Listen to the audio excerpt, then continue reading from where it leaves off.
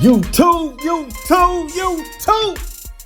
It's your boy Tone coming back at y'all, man, one more again with another great video on Chevy's R Us. You too, y'all know what time it is, man. I'm out here in the garage, man, checking out this 72 Chevy Convertible Impala. Just trying to come up with my next course of action. Man, I bet y'all like, man, a lot of people say, man, you fix one problem, boom, here come your next problem. So we finally got the 72 running good, running right, running A1, idling good. It ain't running too rich, they ain't doing none of that. So now we got another problem. Say what's up, Camille. Hey. That's my daughter, y'all. But we got it running right. We got the cylinders firing. So now we may have a charging problem, a charging issue. But I mean, you can't let that deter you. I mean, sooner or later, everything is gonna come together. It's gonna come together it's gonna come to a head. You ain't gonna have no problems. But I mean, that's what it's all about, man. Staying persistent, staying focused. It's all about persevering. Never giving up. It's all about continuing the journey. With little regard to the obstacles that, you will encounter. You got to think of it as if, okay, once I get through this journey, I'm going to be stronger. I'm going to know more about this specific kind of engine. I'm going to know how to troubleshoot things more. I'm going to know a bit more than I did know. And if you know more, guess what? That means you'll be better than you were before. So I'm excited. I'm excited about the challenge, about getting things to work the way that they are supposed to. I was a bit challenged when I had the spark issue with the injectors. But, I overcame that. And if I overcame that, I can overcome anything, and you can overcome anything that gets in the way of your project, or whatever it is, whatever that thing is that may be in your way right now, preventing you from taking the next step. Just be consistent, YouTube. Hey, just stay in prayer, be focused, and don't give up. Just keep on going. So, I took a break from it. Now I got a game plan together. And, that's going to be that. That's what we're going to do. I learned something new. It may be one of several different things. But the first thing that I noticed is my battery type. So let me show y'all the battery type that I got. I actually have an AGM battery. Let me show y'all. You look here, you'll see that this is a high performance AGM battery. This is a red top battery. It's like a $300 battery. I got it used from the junkyard because I just wanted to turn the car over and see if it'll crank up.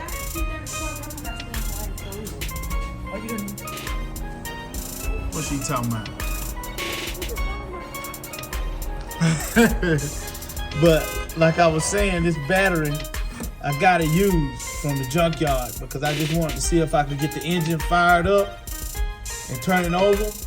And this battery, man, it looked almost spanking brand new. And it stood out to me, and I knew it was a good battery. So I just went ahead and got this battery. But what I didn't know about this battery is the type of battery it is, an AGM. And it's actually a difference between a standard battery and an AGM battery. Look at the battery charger, say standard AGM and gel. So it's actually a different type of charge that you have to put on this battery. And I didn't know that. I probably charged it up 4 or 5 times using this standard option and not specifying AGM. But after I've done some research online, it's specifically recommended charging an AGM with an AGM battery charger. Because if you charge it with a standard battery charger, the battery will either undercharge or overcharge. So that's the first thing that I'm gonna try, is to charge it up, switch the selection on the battery charger to AGM and charge it using that option as an AGM battery. Just doing research online, I found that it actually charges at a slower rate.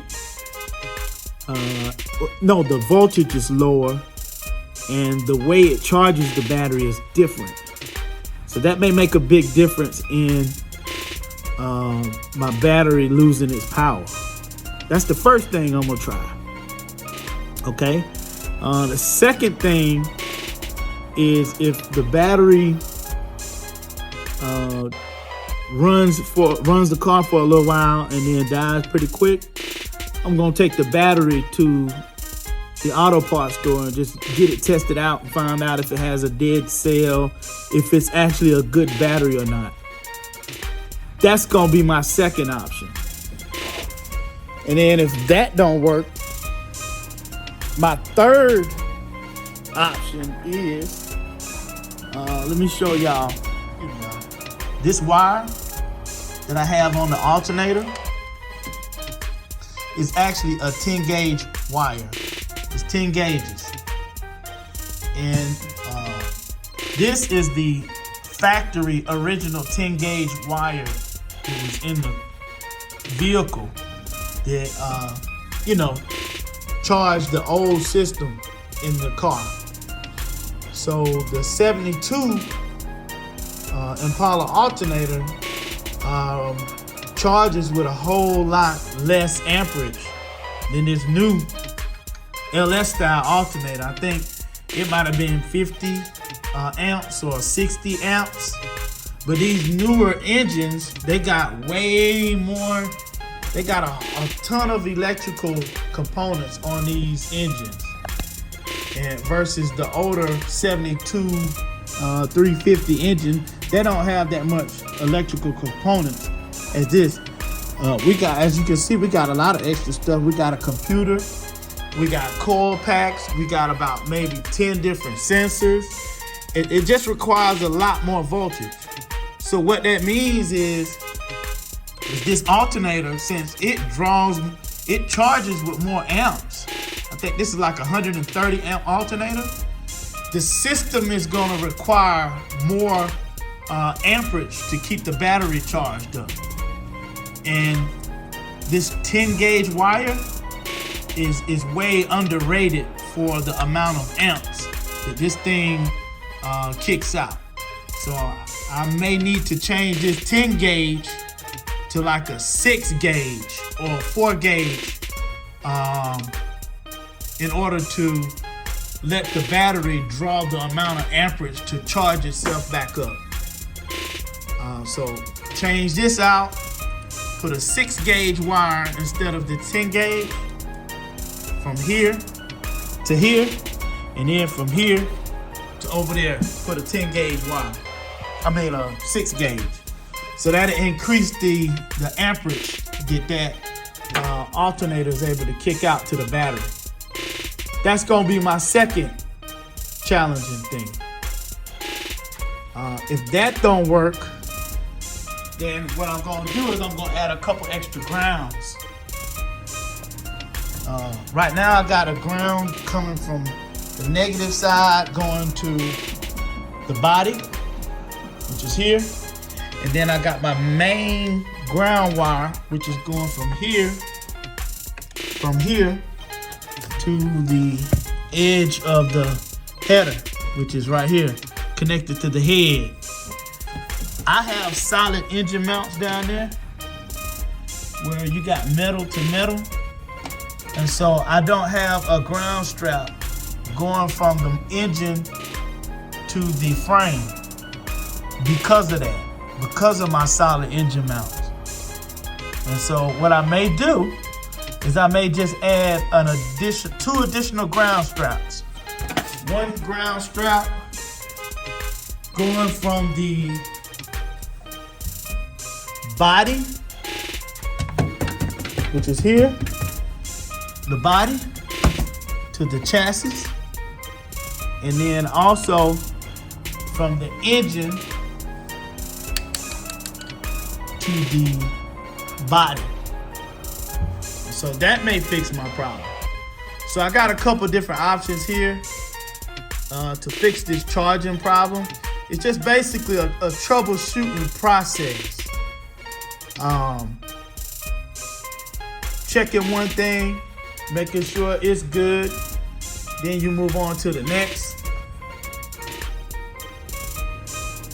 All right, YouTube. Come on, man. Let's go for a ride.